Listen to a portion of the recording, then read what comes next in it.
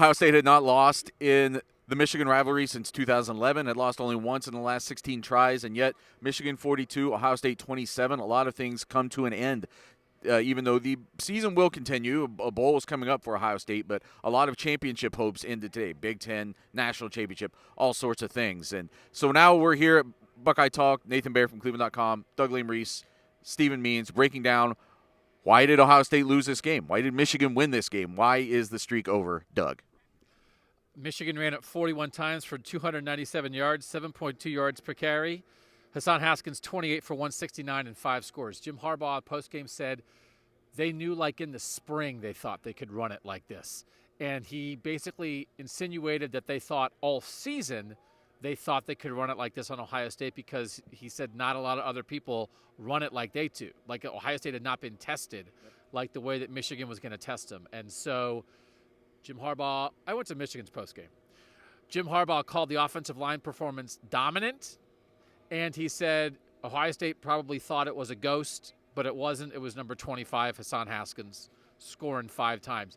They could not stop the run. And every issue we thought might have been there with the Ohio State linebackers, for instance, all there.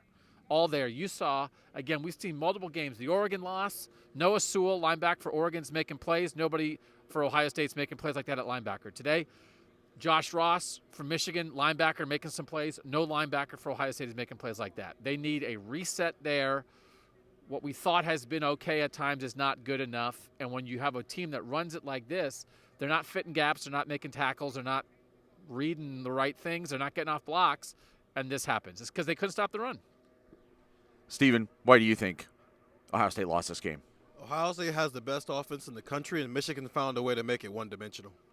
They couldn't run the ball at all, and so as a result, CJ's got to throw it a lot. And Ryan Day even admitted to that they threw it way too much because they were constantly off schedule. They could not run the ball at all. So they got put.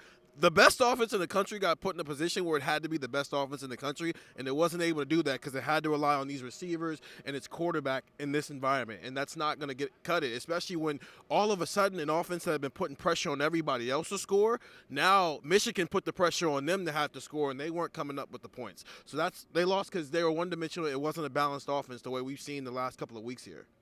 I think that's a great way to put it. I think there have been a lot of games recently where Ohio State's offense is so explosive that you look at the opponent and you're like, well, give us your best, but your best probably still isn't going to be good enough. Like, you could almost play perfect Purdue, and you're not going to beat that offense. And when that offense got interrupted today by the combination of what Michigan was doing defensively, but also, Doug, what you're saying, the way Michigan was able to run the ball today and just control this game. This game felt in Michigan's control for probably 58 of the minutes today. At least, like Bryson Shaw gets that interception in the end zone and runs it back, and then that starts a drive that goes down, and it looks like they're going to maybe equalize the score, and then they settle for field goal. That's all they get out of that.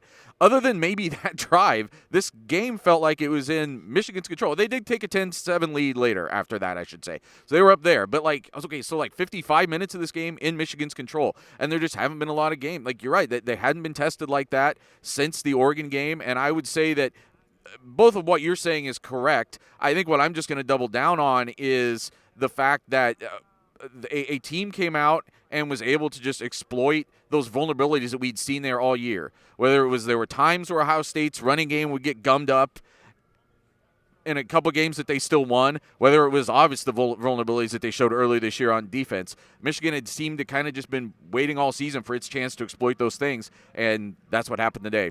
614-350-3315. Much more coverage coming from Buckeye Talk. Get those texts. We'll be bringing you breaking news and analysis throughout bowl season from Buckeye Talk.